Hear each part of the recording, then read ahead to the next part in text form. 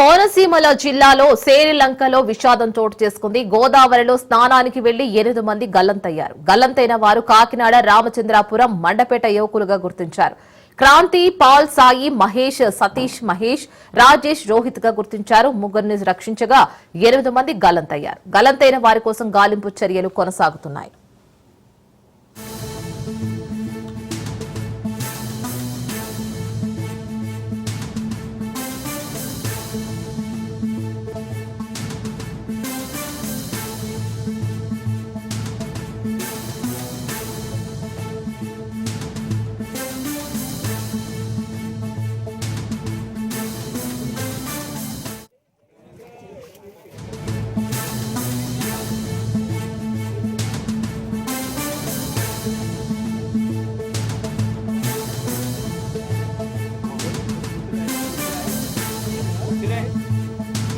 కోనసీమ జిల్లాలో విషాదం చోటు చేసుకుంది. గోదావరి స్నానానికి వెళ్లి 8 మంది గల్లంతయ్యారు. సో దీనికి సంబంధించి మరింత సమాచారం మా ప్రతినిధి దత్తు అందిస్తారు. దత్తు,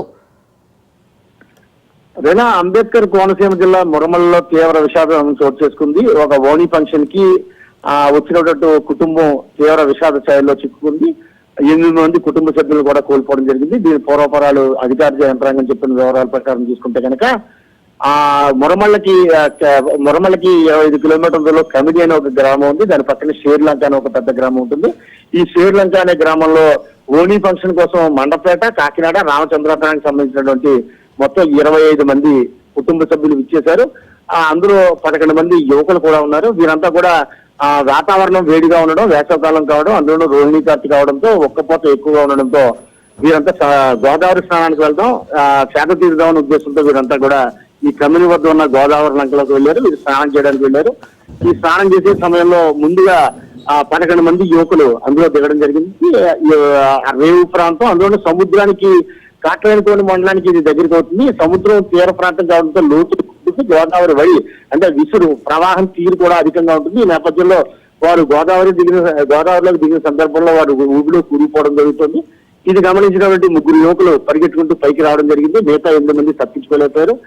ఆ 8 మంది కూడా గల్లంతయ్యారు. వెంటనే ఎవరైతే మునిగిపోకుండా తప్పించుకుని ఈదుకుంటూ పైకి వచ్చారో వారు వచ్చి ఈ యొక్క శ్రీలంక గ్రామానికి వచ్చి అధికార యంత్రాంగానికి, స్థానికులకి సమాచారం అందించారు. అక్కడ స్థానికులు ఒకటిని బయలుదేరి అక్కడ వెళ్లి వాళ్ళని రక్షించే ప్రయత్నం చేద్దాం అనుకున్నారు. కానీ ఈ లోపుగా వారంతా గల్లంతైపోవడం జరిగింది. పోలీసు యంత్రాంగం అక్కడికి వచ్చింది.